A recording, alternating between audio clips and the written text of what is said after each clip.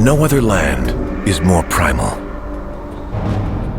more astonishing in its rainbow of life, more compelling with its seductive stories of history, myth, and human drama. Hawaii, an emerald string of 8 major islands near the equator in the vast Pacific Ocean.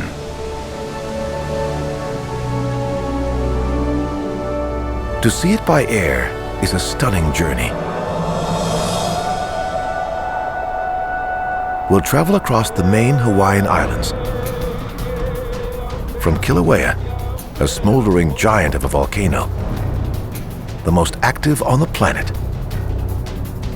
out past the shores of one of the most notorious leper colonies, where a brave priest waged a solitary war against the plague of death. On to Pearl Harbor, where waves of Japanese bombers turned a peaceful morning sky into an inferno that changed the world. And to Waikiki and beyond, where a legendary Olympic athlete introduced the world to the sport of surfing.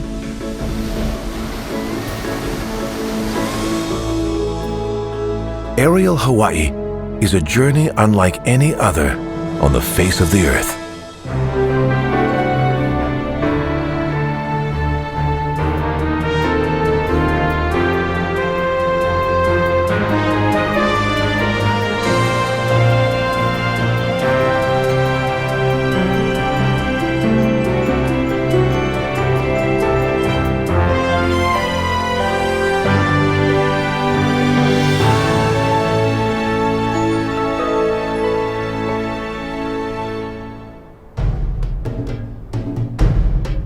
Our journey of the Hawaiian Islands starts on the Big Island of Hawaii.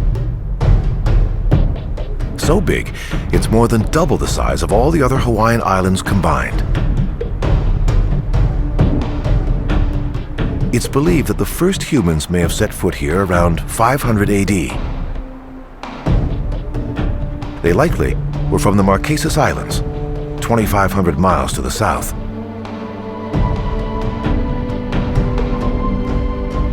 Why these Polynesian sailors set out for the unknown is a mystery.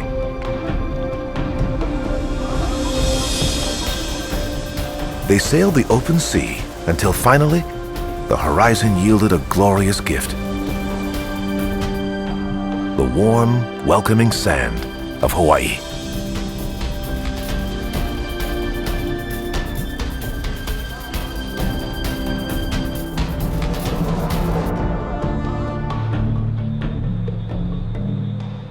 On the western shore of the island, the remains of a great stone wall stand as a monument to Hawaii's ancient culture. This is Pohuniwa Ahonanau, a sacred place that ancient Hawaiians believed held special powers. Built in the 1500s, its wall stands 1,000 feet long, 10 feet high, 17 feet thick. Not to repel enemies, but to provide sanctuary. If a law was broken, the penalty was often death. For severe crimes, the entire family of the accused was executed. Lawbreakers were given one shot at a reprieve. If they could escape and reach Pohuniwa before being captured, they were safe.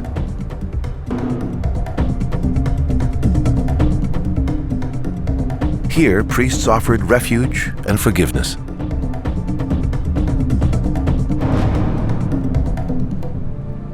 Whatever the crime, the fugitive was then allowed to return home without fear of retribution.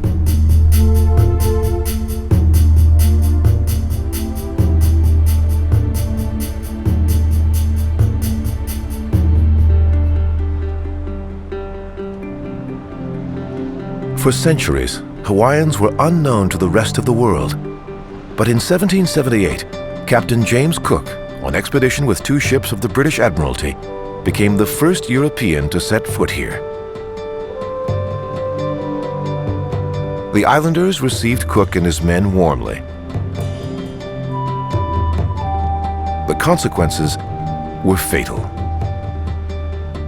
Within 100 years of Cook's arrival, an estimated 90% of the indigenous population was wiped out, dead from measles and other European diseases.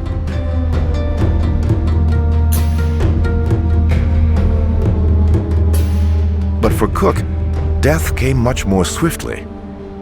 A year after his arrival, he anchored here.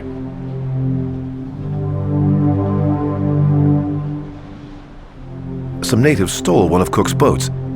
The captain and a small landing party came ashore to retrieve it. More than 200 warriors attacked. Cook was struck in the head and killed. A white obelisk marks the spot where he fell.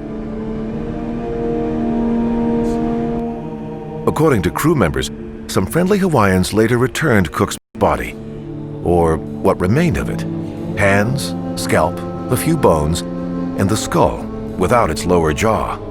All of it burned.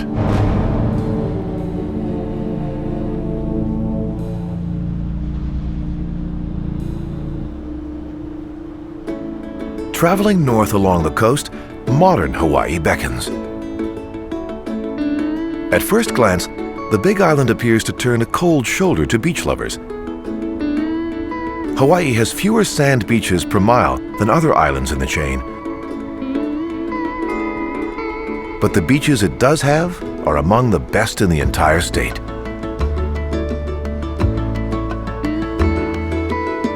Some of the island's most opulent resorts hug its western shoreline, like this one, the Mauna Kea Hotel.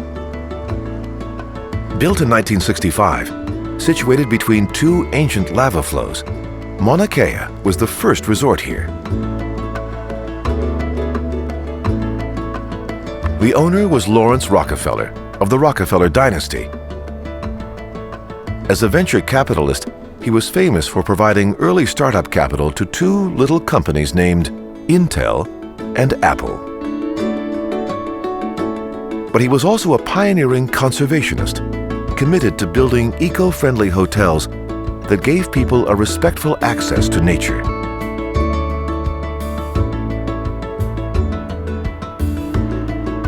In Hawaii, the Mauna Kea Hotel is his legacy. Some rooms and suites here cost $1,000 a night.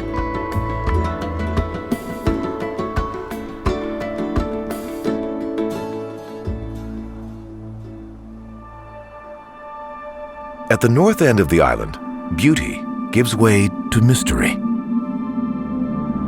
What appears as little more than a rough pile of stones is actually what remains of the ancient temple of Mahukini Heiau.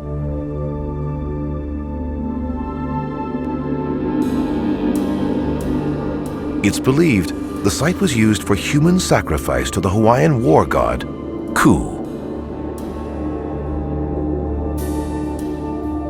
Tens of thousands were sacrificed here, though little blood was actually spilled. Because a bloodied corpse did not look good on the stone altar, most victims were either drowned, strangled, or poisoned. Visitors to the site often claim that there's an eerie quiet, a strange chill in the air, as if the countless dead still linger.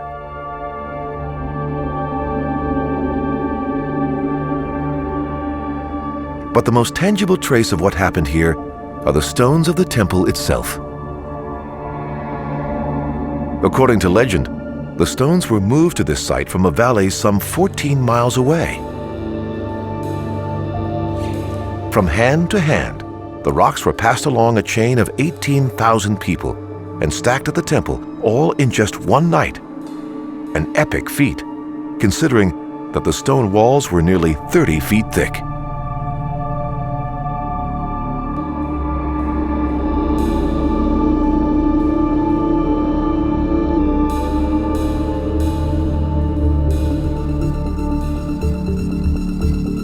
Heading south along Hawaii's east coast, a lush wonderland awaits. The Waipio Valley.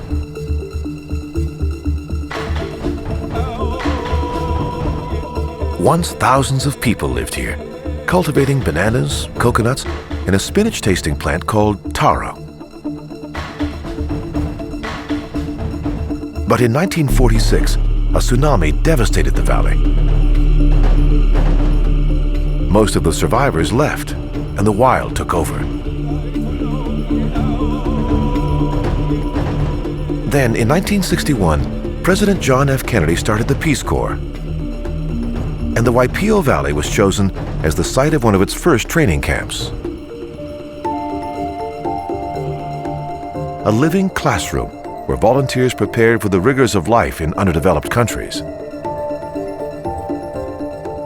Today, the camp is long gone. Only about 50 people live in the entire valley, farmers mostly.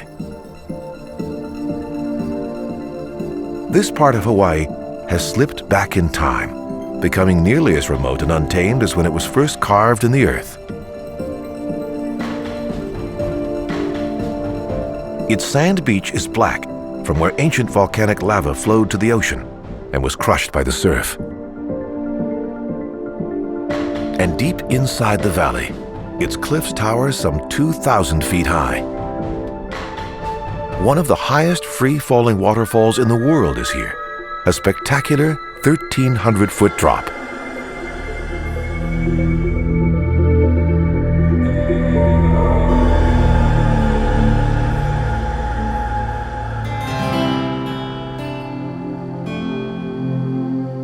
Inland from the valley is the sprawling Parker Ranch, the site of a remarkable American success story.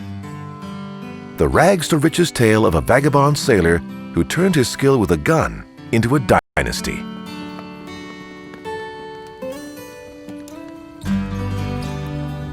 At the turn of the 19th century, herds of longhorned cattle roamed this part of the island. They were wild, dangerous, far from the domesticated breed of today.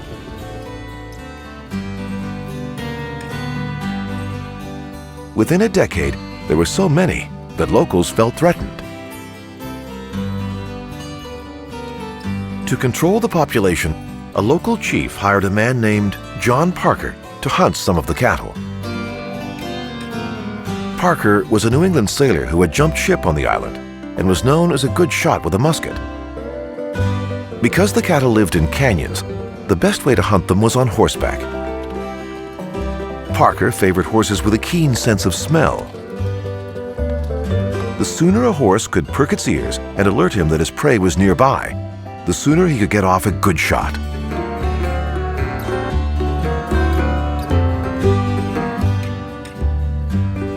Before long, Parker was salting the beef from his kills and selling it to the whaling vessels that came to port.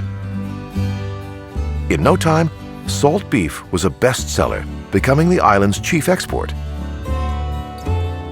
When Parker married the chief's great-granddaughter, a dynasty was born. He domesticated his own herd of cattle and acquired this land you see. Eventually, the Parker Ranch grew to over 150,000 acres, becoming one of the largest cattle ranches in the nation.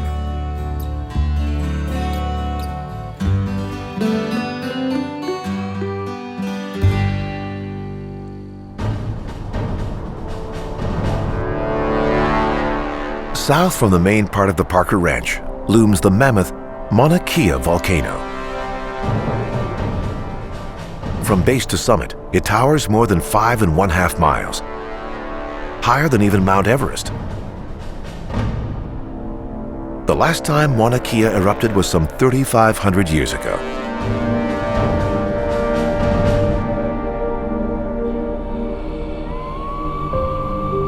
Mauna Kea means White Mountain for the snow that covers its peak. In the 1960s, NASA sent its Apollo astronauts to train on Mauna Kea. It seems that the terrain here is similar to that on the Moon.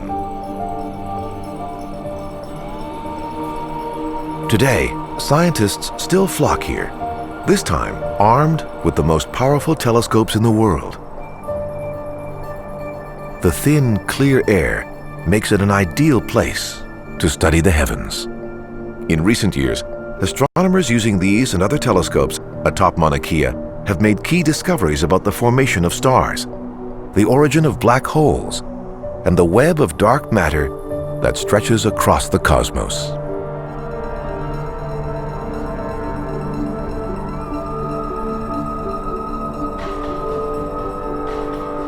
Meanwhile, a mere 50 miles away is Mauna Loa, a giant of a volcano.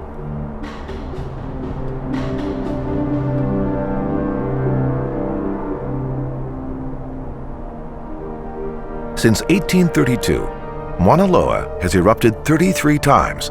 The last eruption was in 1984.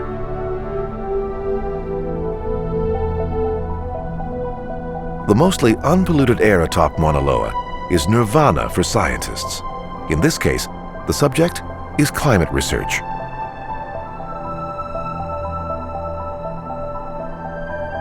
It started in 1958 when American geochemist David Keeling set up his instruments here. He wanted to find out if industrial carbon dioxide was heating the surface temperature of the Earth. Keeling found that CO2 levels in the Earth's atmosphere were increasing at a rate of 3.3 billion tons a year.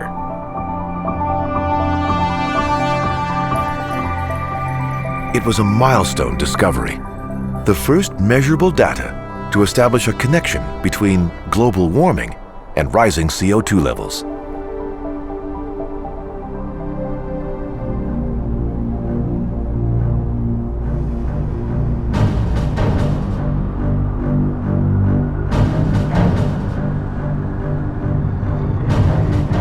By far, the most active volcano on the island, in the whole world in fact, is Kilauea.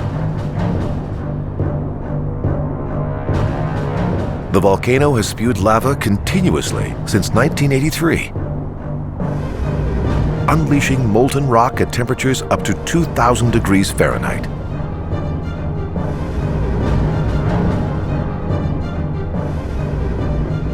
As the lava flows down the hill and meets the sea, it produces a cloud of steam like this one. But don't get too close. Inhaling the steam can sear your lungs and kill you in minutes. Once it cools in the ocean, the lava hardens and forms a crust that expands the surface of Hawaii's coastline. Since the 1980s, lava has expanded the island by more than 500 acres. Called lava extensions, these tracts of new land belong to the state of Hawaii.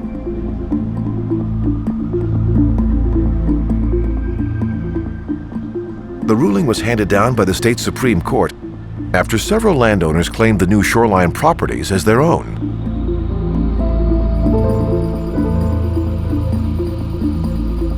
But as the volcano creates, it also destroys. The smoking lava wipes out highways, devastates wildlife, and turns entire neighborhoods into smoldering dead ends.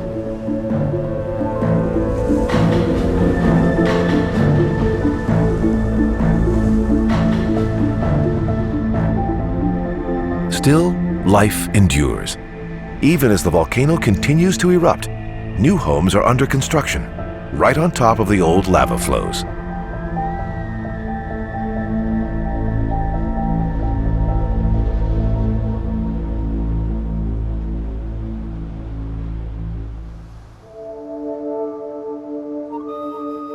Heading west from Hawaii, the next island in the chain, Maui.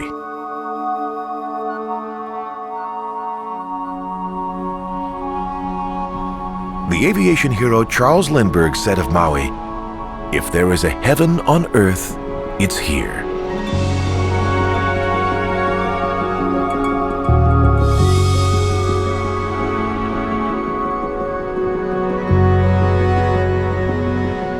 Today, the port city of Lahaina on Maui's west coast bustles with a fleet of pleasure boats. But in the 1800s, this was the center of the Pacific whaling industry.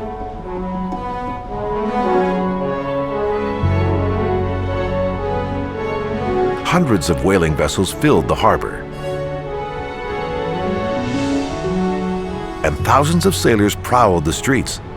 Among them was a young man named Herman Melville, whose experiences at sea later inspired him to write the novel Moby Dick. Now the whales here have nothing to fear but tourists with cameras. Maui is the whale-watching capital in this part of the Pacific. Each year, more than 1,000 humpback whales, like this mother and her calf, migrate here from their Arctic feeding grounds. The mother whale keeps her baby close. They'll swim together like this for the first year of the calf's life, the mother teaching valuable skills that will help her baby thrive and grow. What may look like play to us can be the mother showing her calf how to maneuver when attacked by a predatory shark.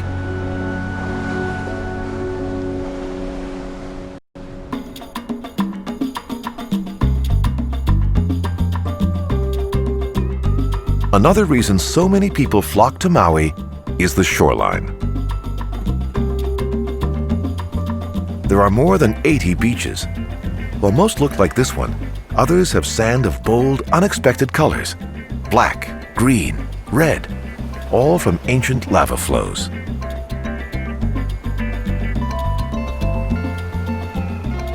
At every turn, Maui is a romantic paradise, considered the #1 destination for weddings in the world.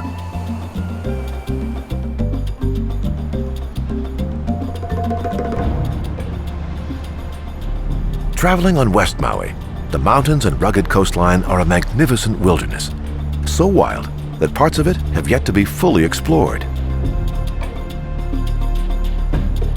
Much of this part of the island is a rich nature preserve, the largest in the state. Rare vegetation grows at a rate of only about 1 foot every 10,000 years.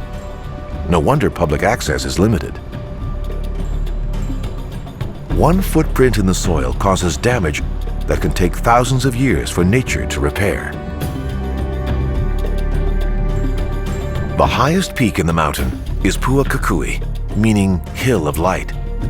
Ancient Hawaiians believed this rainforest was the meeting place between heaven and earth.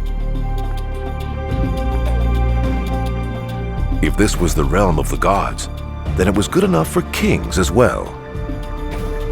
According to legend, an 18th century Maui king sometimes lived near the mountain, atop his own godlike realm, a spectacular rock formation called the Kuhakuloa Head. Each morning, the king would dive from here and plunge hundreds of feet into the ocean.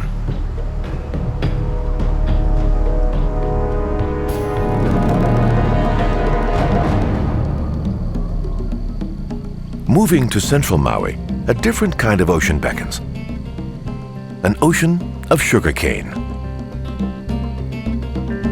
For many years, sugar was the primary industry in Hawaii, grown on plantations like this one. Incredibly, these same fields would eventually play an unusual role in World War II. For decades, men and women from around the world flocked here to work the plantations. With so many languages spoken, communication was a challenge. The workers started coining new words for work that needed doing. As a result, a unique plantation language evolved, called Hawaiian Pidgin.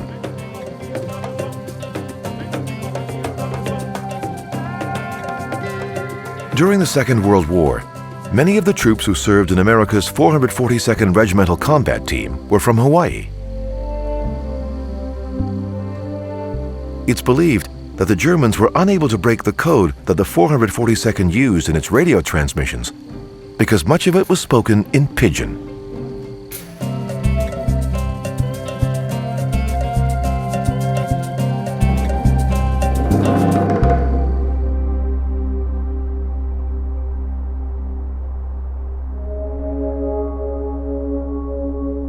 Traveling further south along Maui's east coast, you enter a world unto itself. The road to the city of Hana. a slithering 53-mile drive through what has been called a highway to heaven.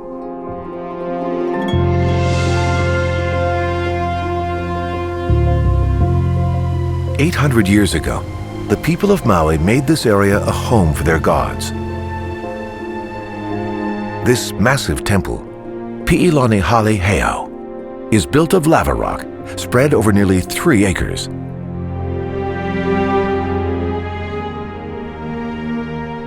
But perhaps the most famous home on Maui, for mortals at least, is here. A church on the south side of the island where the greatest aviator in the history of the world is buried, Charles Lindbergh.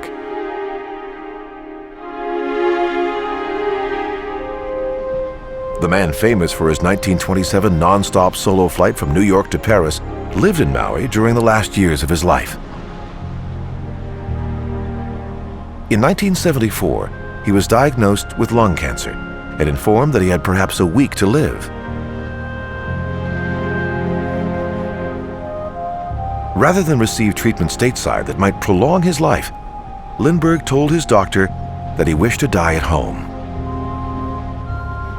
"I would rather spend 2 days on Maui," he said, "than spend 2 months alive in New York."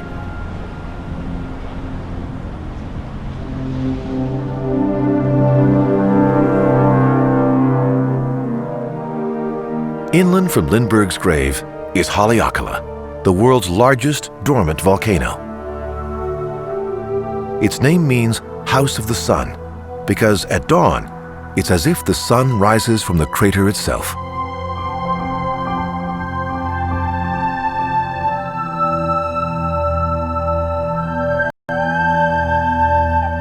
The crater is 21 miles in circumference and 3,000 feet deep.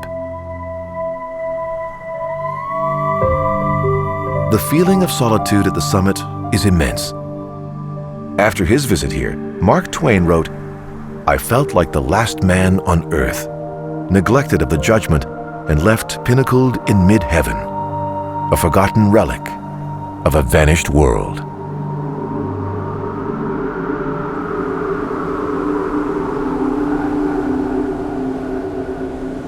Traveling west from Maui, the island of Lanai is the next stop.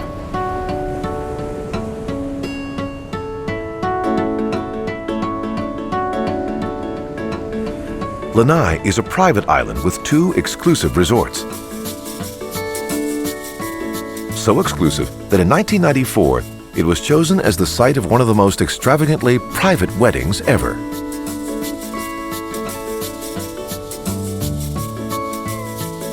Every hotel room on the island was rented and kept empty. Helicopters on nearby islands were paid not to fly. Security was so tight that the only people allowed on the island were the 100 or so wedding guests. The cost? It didn't matter. The groom was the richest man in the world, Bill Gates.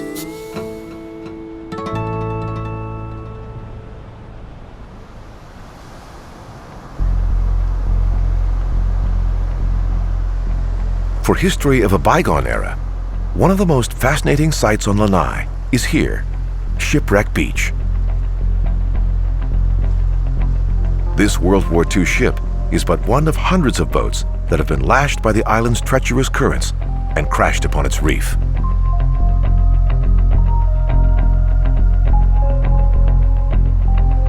Ironically, this vessel didn't end up here by accident.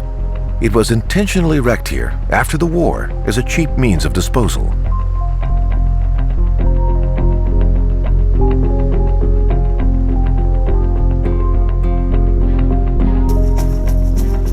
Countless boats litter the ocean floor in its shadow. In the 1820s, an American ship called the London sank here. Its cargo? A fortune in silver and gold.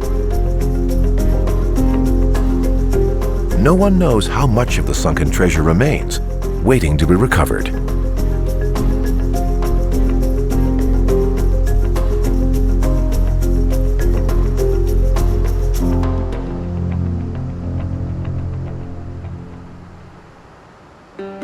Just a few miles north of Lanai is Molokai, a small island of stunning beauty.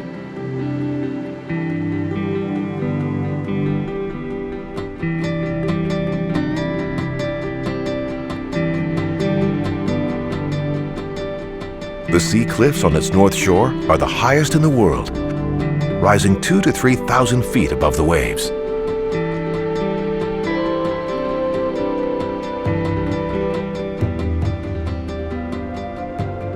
But behind the beauty, a far different story. Gravestones crowd the shoreline of what was once a notorious leper colony.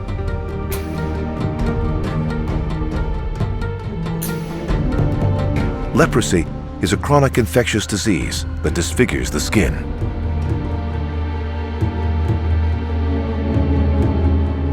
In the 1800s, people with the disease were exiled here by the government.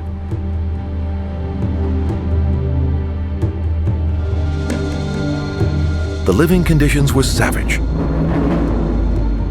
As one observer put it, prepare for Molokai as for the grave. But one man set out to change that. For 16 years, a Belgian missionary named Father Damien cared for the sick here.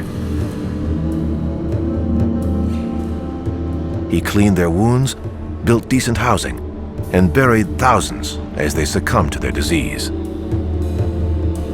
Father Damien eventually contracted leprosy himself. He died in the colony in 1889 and is buried on the grounds of this church.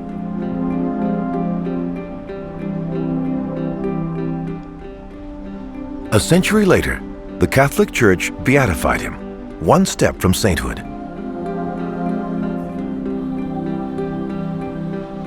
The graves on Molokai bear witness to his extraordinary life.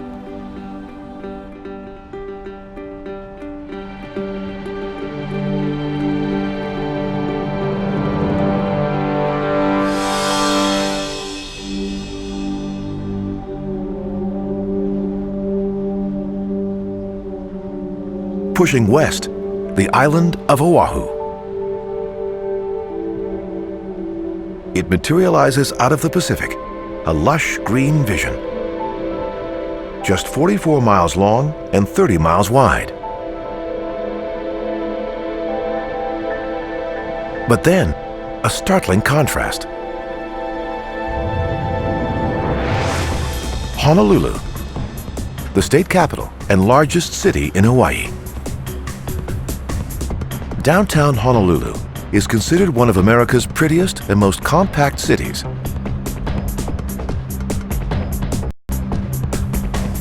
Most of its financial, business district, and residential high-rises are elegantly situated within just 12 square blocks.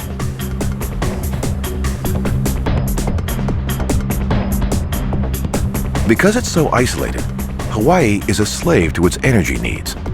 It gets about 90% of its energy from imported oil. But change is in the wind.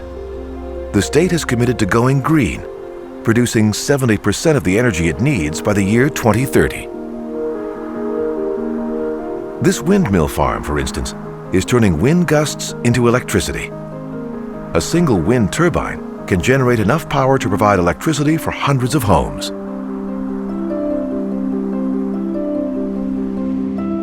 On Oahu, research is underway to make renewable energy using Hawaii's own natural resources,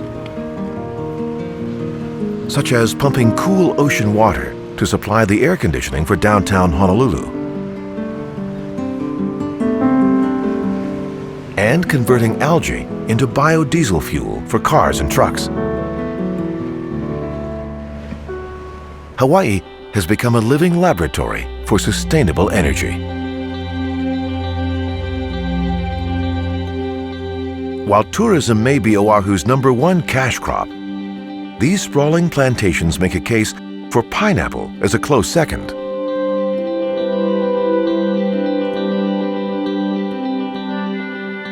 Around 1900, a man named James Dole came to Hawaii determined to start a new business. Intrigued by the local popularity of pineapples, Dole purchased 60 acres here on Oahu and began growing the fruit.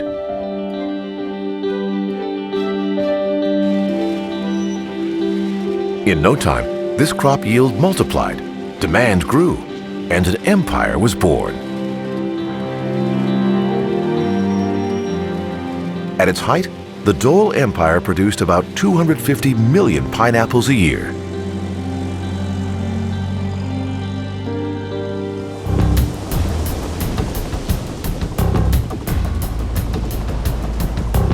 When it comes to Oahu, no destination attracts quite like a giant wall of water.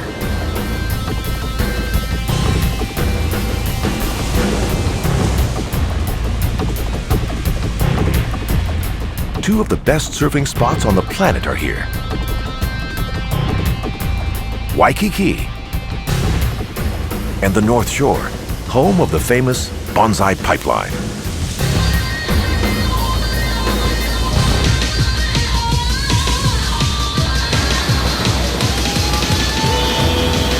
The Hawaiian sport of surfing is at least 1,000 years old. And Oahu is at its heart and soul.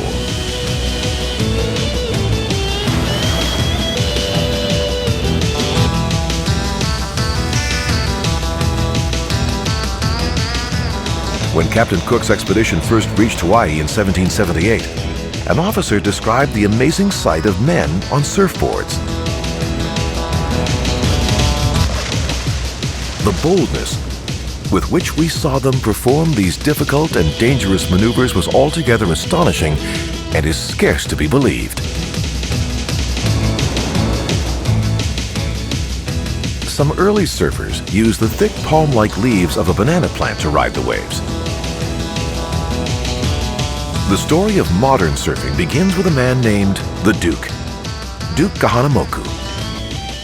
He was a gold medal swimmer at the 1912 Summer Olympics. But perhaps his greatest love was surfing, and his skill with his board caught on. One of his most famous exploits is the day he rode a 30-foot monster wave off the coast of Honolulu for almost 2 miles.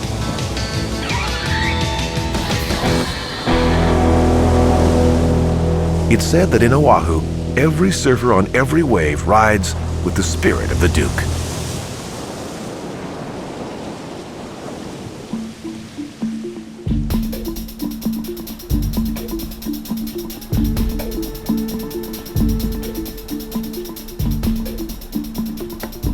High above the waves on Oahu's southern shore looms the extinct ancient volcano, Diamond Head.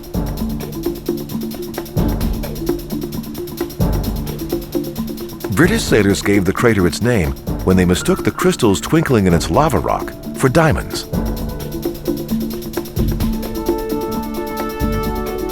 But there's no mistaking the glorious view from its 760-foot summit. Waikiki and the entire southern side of the island are at your feet.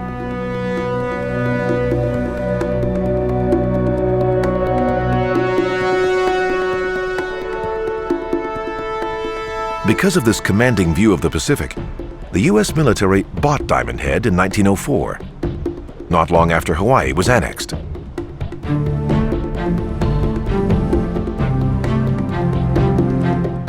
The once deadly volcano became a home to a military observation tower and a 4-level underground command post inside the mouth of the crater.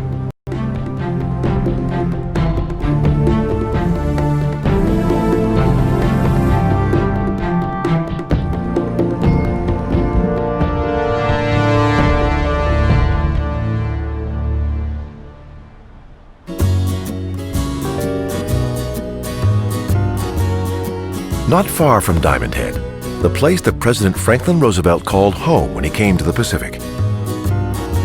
The Royal Hawaiian Hotel, also known as the Pink Palace of the Pacific. One of the first hotels built on Waikiki, it opened its doors in 1927. Influenced by architecture and the Arabian films of Rudolph Valentino, the hotel quickly became the destination of choice for the rich and famous.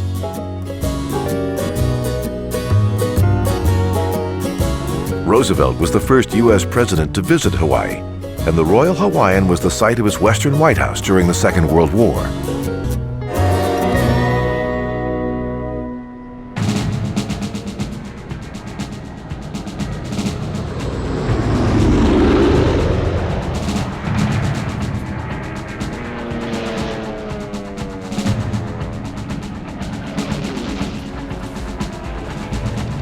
December 7th, 1941. Several miles up the coast from Waikiki, Japanese aircraft swooped in for the kill.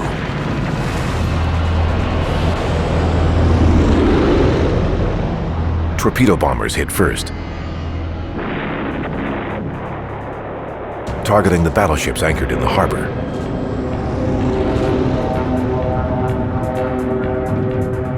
A second wave of dive bombers attacked U.S. air bases across Oahu. Hundreds of American aircraft were destroyed or damaged before pilots could even get them off the ground. Incredibly, the damage to America's Pacific Fleet could have been far worse.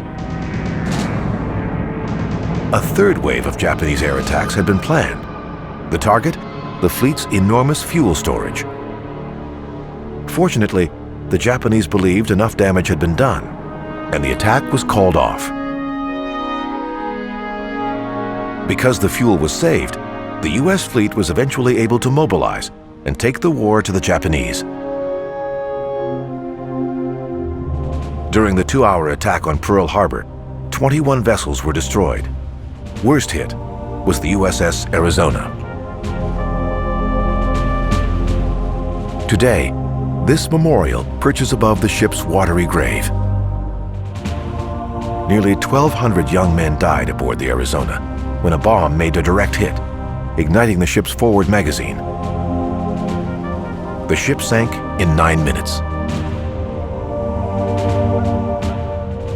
Today, the USS Arizona Memorial is the #1 destination for tourists visiting Oahu.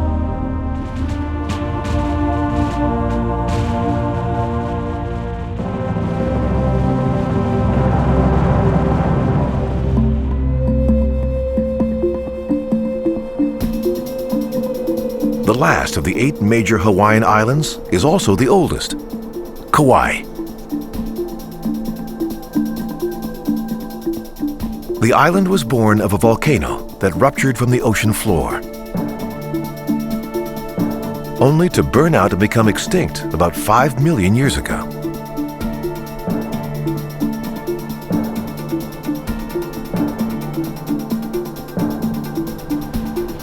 Along the north shore of the island is the rugged Nepali coast. Archaeologists have unearthed evidence that this area was perhaps first inhabited by a legendary people called the Menehune. It's believed these people were capable of great feats of engineering and were responsible for cultivating the valleys that stretch inland from the coast. Then, according to legend, they vanished without a trace.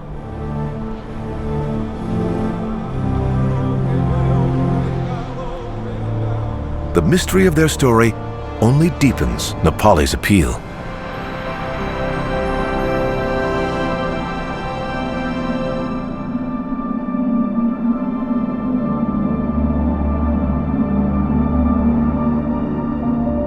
The same eruption that raised Kauai from the icy depths of the Pacific also carved this into its heart. Waimea Canyon is called the Grand Canyon of the Pacific.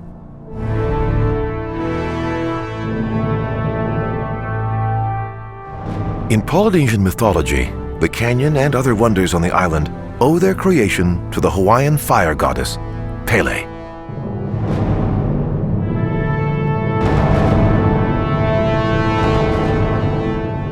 According to legend, Pele traveled to Kauai and dug into the earth, searching for a fire pit in which to live. It's said that Pele tore open the earth at Waimea Canyon, but found only water. Eventually, she fled Kauai and continued her search for a home on the other islands in the chain.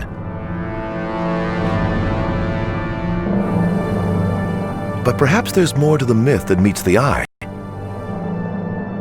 researchers have noted that the supposed movement of the fire goddess from island to island just so happens to coincide with the geological record of volcanic activity in Hawaii.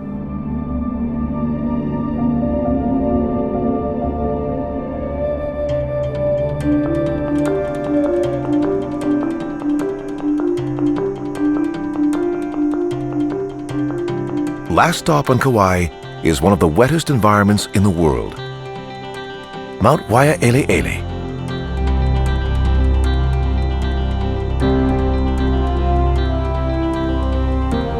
Average rainfall here, 440 inches a year. So much water flows through the mountain that waterfalls abound.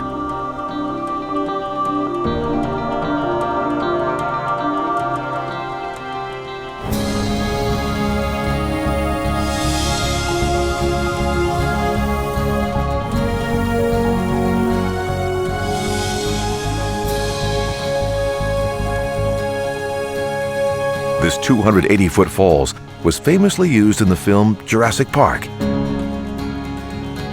It appears when a helicopter carrying scientists first lands on the island. Locals now just simply call it Jurassic Falls. It was during the making of that film that a fierce hurricane slammed into the island. Production halted as the storm unleashed its fury. The cast and crew huddled in safety. But according to one report, director Steven Spielberg couldn't resist the opportunity to capture some of the real storm for the one portrayed in the film.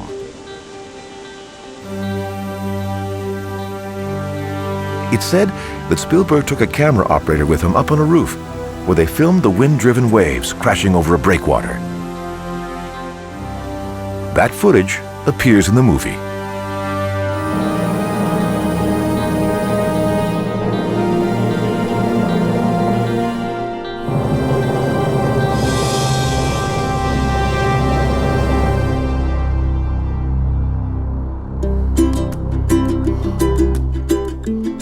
Hawaii by air.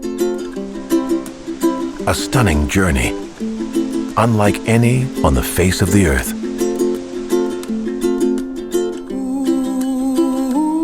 A dazzling trip through time, imagination, and a rainbow of life.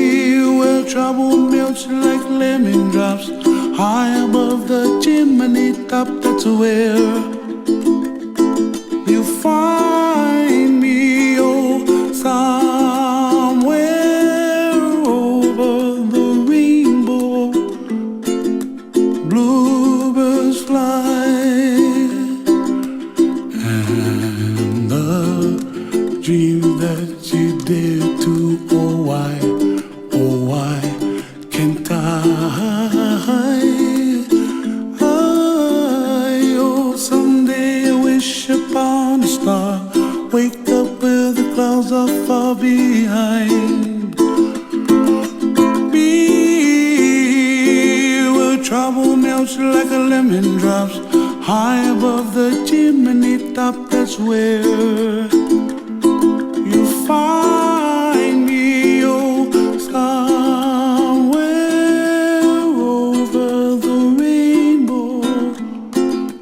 way up high. The dreams that you dare to, why, oh why can't I?